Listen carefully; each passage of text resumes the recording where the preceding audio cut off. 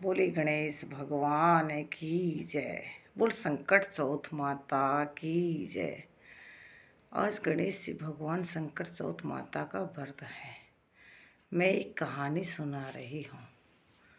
कहानी सुनने की विधि है कि एक लोटा जल लो, तिल गुड़, और अगर श्रद्धा है तो फल फ्रूट कुछ भी ले सकते हो।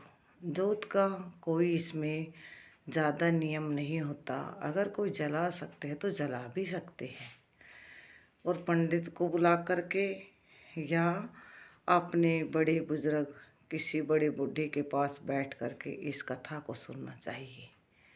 गणेश जी भगवान की कथा की, संकट चौथ माता कथा की कहानी। एक बुढ़िया थी, उसका पति गुजरा हुआ था और एक उसका बेटा था। अपने माँ बेटा दोनों रहते थे।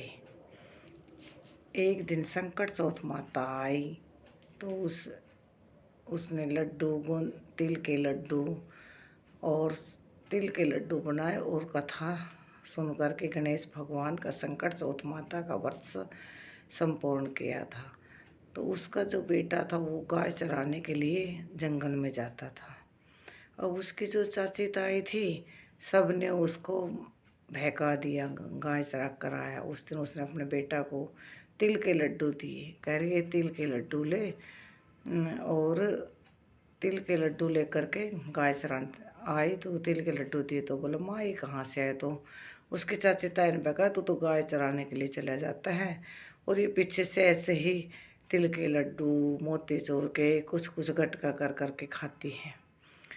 तो उसने कहा माँ मैं अभी जा रहा। तो बोले ठीक है बेटा, ये कहानी का दाना ये तिल ले जा और उसको ले जा करके जहाँ भी तेरे को संकट आए तो वहीं इसको पूर करके, अगर तेरा नाम को व्रत करते होंगे तो तेरे को कुछ भी चोट नहीं आएगी और हर संकटों से उभर जाएगा। तो तिल लेकर के आगे चला तो पहले एक नदी आई तो कह रहा अगर मेरी माँ मेरे नाम का व्रत करती होगी तो इसको तिल का तार डाला और नदी सूख गई और रास्ता मिल गया।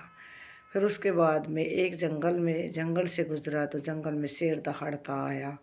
शेर की दहाड़ सुनकर को घबराने लगा। तो उसने कहा मेरी माँ अगर ये तिलकुटी संकट चौथ माता का व्रत करते होगे तो ये शेर दूर भाग जाएगा। उसने भी कहानी के दाना दिए और शेर गाय बन गया। उसके बाद में एक वहाँ जा कर के एक बुढ़िया